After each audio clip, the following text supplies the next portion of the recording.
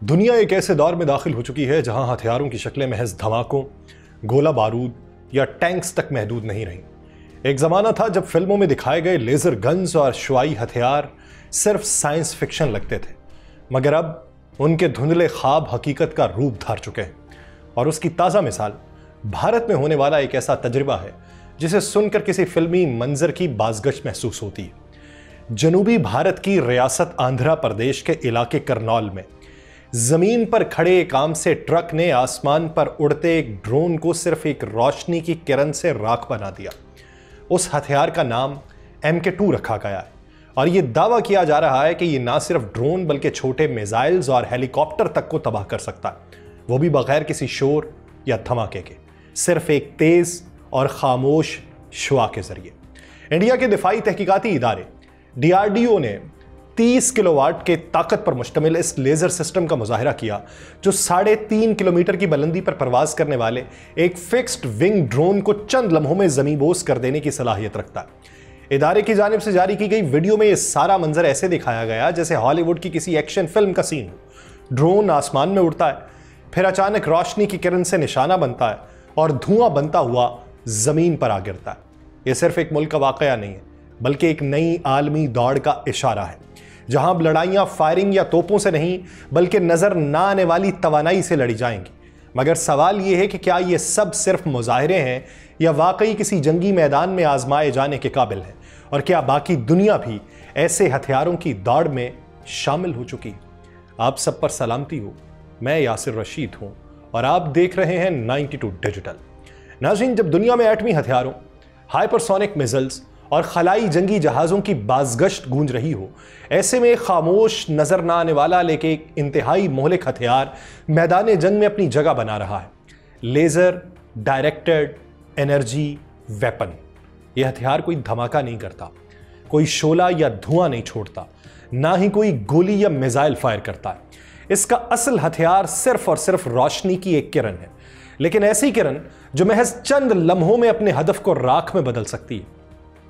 Laser directed energy हथियार की बुनियादी खुसूसियत यह है कि यह ताकतवर शुआओं को इंतहाई बारीक और मरकूज सूरत में एक नुक्ते पर जमा कर देता है, जैसे किसी मैकेनिकल अजसे से धूप को इकट्ठा करके कागज जलाया जाता है।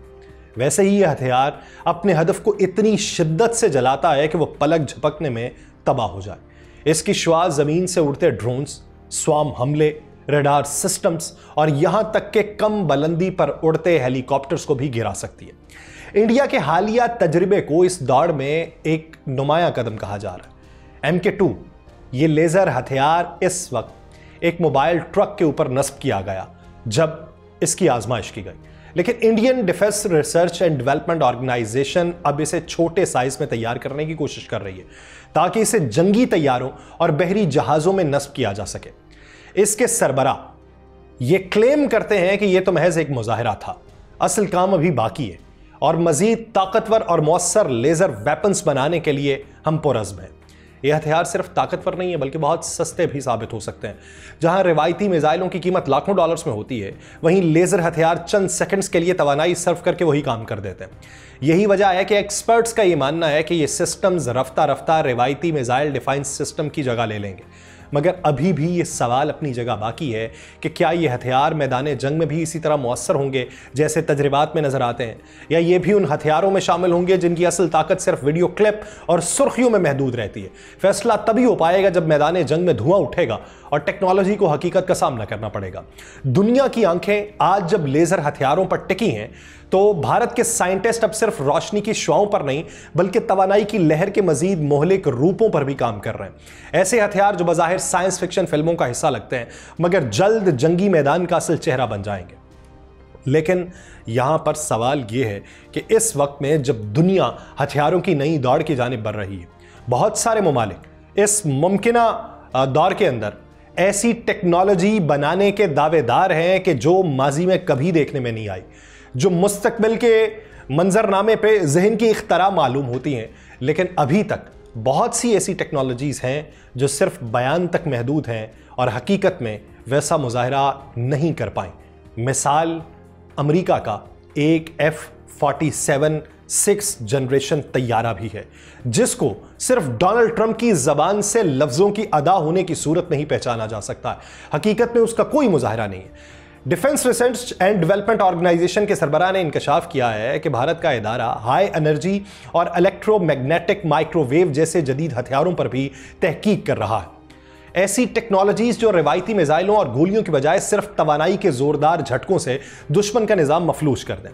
यहां तक उन्होंने कहा कि हम कई तरह की टेक्नोलॉजीज पर काम कर रहे हैं जिससे हमें स्टार वॉर्स जैसी सलाहियत हासिल हो पाएगी। वो कहते हैं कल जो आपने देखा वो स्टार वॉर्स टेक्नोलॉजी का ही एक हिस्सा था, लेकिन तस्वीर का दूसरा रुख भी उतना ही अहम है। जहां एक तरफ यह ऐलान साइंस की एक बड़ी छलांग मालूम होता है, वहीं दिफाई तज्जियाकारों का कहना है कि दुनिया के दीगर तरक्की याफ्ता ममालिक पहले ही 100 किलोवाट तक लेजर हथियार बना चुके हैं, बल्कि उससे भी आगे बढ़ के माइक्रोवेव हथियार अपनी अफवाज में शामिल कर चुके हैं। उसके मुकाबले में भारत का 30 किलोवाट का तजुर्बा महज एक इब्तदाई कदम है और उसमें अभी तक आजादाना तस्दीक का फुकदान है। बहुत से उनके अपने जंगी तज्जियाकार ये कहते हैं कि यह तजुर्बा महज ऐलान की हद तक है और अभी इसके मुकम्मल होने या मुअस्सर होने की कोई गैर जानिबदार तस्दीक सामने नहीं आई। और उनके मुताबिक 30 किलोवाट का लेजर वैसे तो कोई ताकतवर हथियार नहीं माना जाता, लेकिन ड्रोन्स जैसे छोटे अहदाफ को तबाह करने के लिए काफी हो सकता है। यूं लगता है कि भारत एक तवील मगर पुरखतर राह के ऊपर चल निकला है, जहां हर कदम पे तजर्बा, तहकीक और टेक्नोलॉजी की मुसलसल जंग जारी रहेगी। लेकिन सवाल वही है कि क्या ये टेक्नोलॉजीज मैदान जंग में वैसी ही तबाही ला सकेंगी जैसी लैब या वीडियोस में दिखाई गई हैं, या ये भी सिर्फ एक तासुर, एक बयानिया और एक साइंस फिक्शन ख्वाब रह जाएंगी। जब बात हो जदीद जंगी टेक्नोलॉजीज की तो उस दौड़ में आगे निकलने का जुनून किसी साइंस फिक्शन फिल्म की दौड़ जैसा हो चुका है, और इस दौड़ में हर मुल्क ये चाहता है कि वो पहला हो जो मुस्तकबिल का हथियार आज की जंग में ले आए। और आलमी मंजरनामे की असल झलक अभी सामने आना बाकी है। सिर्फ भारत ही नहीं बल्कि अमेरिका, चीन, रूस, बरतानिया, फ्रांस और इजराइल जैसे ताकतवर ममालिक पहले ही 80 से 100 किलोवाट तक के लेजर हथियार तैयार कर चुके हैं। ऐसी तवानाई से लबरेज शुआएं जो ना सिर्फ ड्रोन बल्कि मिसाइल और जंगी तैयारे भी लम्हों में तबाह कर सकती हैं। ये हथियार, इनकी ताकत, रेंज, मौसरियत, ये सब कुछ खुफिया रखा जाता है। जो मालूमात सामने आती हैं वो या तो दिफाई तज्जियाकारों के अंदाजे होते हैं या मखसूस रिपोर्ट्स में दबे लफ्जों में मिलती हैं। यही वजह है कि भारत जैसे ममालिक जब दावा करते हैं कि वह दुनिया के चंद बड़े ममालिक में शामिल हो गए हैं, तो माहिरीन उन दावों के ऊपर एक सवाल उठाते हैं। और उनके अपने दिफाई तज्जियाकार परवीन साहनी का यह कहना है कि ऐसे दावे करने की हमारी आदत है कि हम दुनिया में चौथा या पांचवा मुल्क बन गए हैं, इसका कोई मतलब नहीं है। यह एक तजर्बाती मुजाहिरा था, हथियार की शक्ल देने में बहुत वक्त लगता है। अब सवाल यह है कि लेजर हथियारों की यह दौड़ कब शुरू हुई? 70 साल पहले जब सर्द जंग अपने उरूज पे थी, अमेरिका और सोवियत यूनियन ने सबसे पहले ऐसे हथियार बनाने की कोशिश की जो सिर्फ रोशनी की शुआओं से दुश्मन को तबाह कर दें। ख्याल दिलकश था, एक ऐसा हथियार जो मिसाइल, रेडार, जहाज या ड्रोन को सेकंड्स में जला दे, खामोश, दुरुस्त और मोहलिक। लेकिन जैसे जैसे तजर्बात बढ़ते गए वैसे वैसे ये हकीकत वाज़ेह होने लगी कि ये टेक्नोलॉजी इतनी आसान नहीं है। इन लेजर्स को ताकत देने के लिए इंतहाई ज्यादा तवानाई दरकार थी और इस्तेमाल के बाद इन्हें फौरन ठंडा करना भी लाजमी था। इसके अलावा मौसम की रुकावट, एक साथ कई अहदाफ को निशाना बनाने में मुश्किलात और लेजर के पुर्जों की बेतहाशा कीमत ने इन मंसूबों को सुस्त या बंद करवा दिया। 20वीं सदी के आखिर तक दुनिया ने अपनी तवज्जो दोबारा रिवायती मिसाइल टेक्नोलॉजी की जानिब मोड़ ली, क्योंकि वो निस्बतन सस्ती, आजमूदा और फौरी नताइज देने वाली थी। तो सवाल पैदा होता है कि अब क्या हुआ? अब फिर वही पुरानी ख्वाहिश ताज़ा हो रही है, लेकिन इस बार नए ख्वाब, नए दावे और नए चैलेंजेस के साथ। सवाल यह है कि क्या ये ख्वाब जो कभी सर्द जंग के दौरान अधूरे रह गए थे, आज की दुनिया में हकीकत बन पाएंगे? और अगर बने तो क्या वो दुनिया को मजीद महफूज बनाएंगे या मजीद खतरनाक? जब दुनिया ने रूस यूक्रेन जंग को होते देखा तो सिर्फ गोला बारूद, टैंक या मिसाइल ही खबरों में नहीं आए, बल्कि ड्रोन्स ने मैदान जंग का नक्शा ही बदल के रख दिया। छोटे, सस्ते लेकिन तबाहकुन ड्रोन्स, जिनकी फौजी हिकमत अमली में अफादियत रोज बरोज बढ़ती जा रही है, अब जदीद जंगी सोच की बुनियाद बन चुके हैं। ऐसे में एक पुराना ख्वाब फिर से जाग उठा है, लेजर हथियार।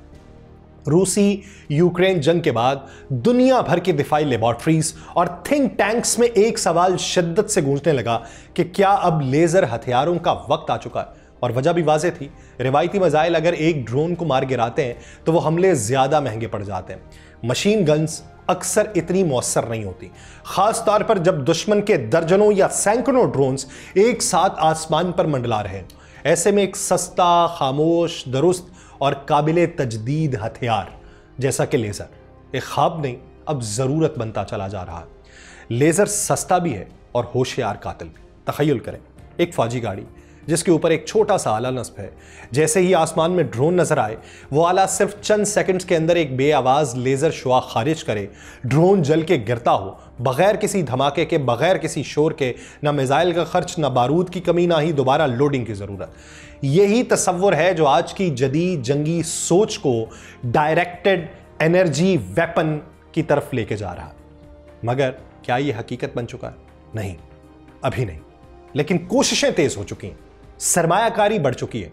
मुस्तकबिल करीब में ऐसे हथियार मैदान जंग में देखे जाने के इम्कानात रोशन हो चुके हैं और बहुत सारे ममालिक इस दौड़ में शामिल हो चुके हैं। भारत 30 किलोवाट के लेजर तजुर्बात को इब्तदाई कामयाबी के तौर पर पेश कर रहा है, लेकिन उनके माहिरीन खबरदार करते हैं कि हकीकी जंगी मौसरियत तक पहुंचने के लिए कई साल लग जाएंगे। तो फिर यह सवाल जो कभी सिर्फ साइंसी कहानियों में था, अब हकीकत के दरवाजे पर दस्तक दे रहा है कि क्या अगली जंग रोशनी की शुआओं से लड़ी जाएगी? जंगी टेक्नोलॉजी की दुनिया में लेजर हथियार एक नए अहद की शुरुआत समझे जा रहे हैं। ऐसे जदीद हथियार जो दुश्मन के हथियारों, ड्रोन्स, हत्ता के सैटेलाइट्स को भी सिर्फ रोशनी की एक शुआ के जरिए नाकारा बना सकते हैं। आज दुनिया के सिर्फ चंद ममालिक ही ऐसे हैं जिन्होंने इन हथियारों की तैयारी का दावा किया है या इन पर अमली तौर पर काम कर रहे हैं। अमेरिका इस मैदान में सबसे आगे, जहां ना सिर्फ एंटी मिसाइल लेजर बनाए जा रहे हैं बल्कि बहरिया और फजाइया के लिए भी यह टेक्नोलॉजी तैयार की जा रही है। अमेरिकी बहरिया के कुछ जहाजों पर लेजर वेपन सिस्टम नस्ब भी किया जा चुका है। रूस भी पीछे नहीं है। व्लादिमीर पुतिन के मुताबिक रूस ने ऐसा लेजर हथियार तैयार किया है जो सैटेलाइट को अंधा करने की सलाहियत रखता है। अगरचे इस टेक्नोलॉजी की तफसीलात खुफिया रखी गई। चीन ने भी तैयारा शिकन लेजर और लेजर राइफल्स की तैयारी में खासी पेशरफ्त की है और उसकी कई कंपनीज इन हथियारों की नुमाइश कर चुकी हैं। बरतानिया का ड्रैगन फायर लेजर सिस्टम एक जदीद हथियार है जो 55 किलोवाट तवानाई के साथ 1 किलोमीटर दूर मौजूद धाती हदफ को सिर्फ चंद सेकंड्स में जला सकता है। यह हथियार 2027 से पहले बरतानवी फौज का हिस्सा बन सकता है। इजराइल ने आयरन बीम लेजर सिस्टम की जो पहली खेप थी उसका ऑर्डर दे दिया है, जो 2025 के आखिर तक फौजियों को फराहम किया जाने की उम्मीद है। यह सिस्टम खास तौर पे छोटे रॉकेट, मार्टर शेल्स और ड्रोन्स को निशाना बनाने के लिए तैयार किया गया। जापान और जनूबी कोरिया भी एंटी ड्रोन और एंटी मिसाइल लेजर सिस्टम पे तैयारी कर रहे हैं। खास तौर पे शिमाली कोरिया और इलाकाई खतरात के पेश नजर उन तमाम ममालिक की कोशिश यही है कि जदीद टेक्नोलॉजी को इस्तेमाल करते हुए जंग के मैदान में बरतरी हासिल की जाए।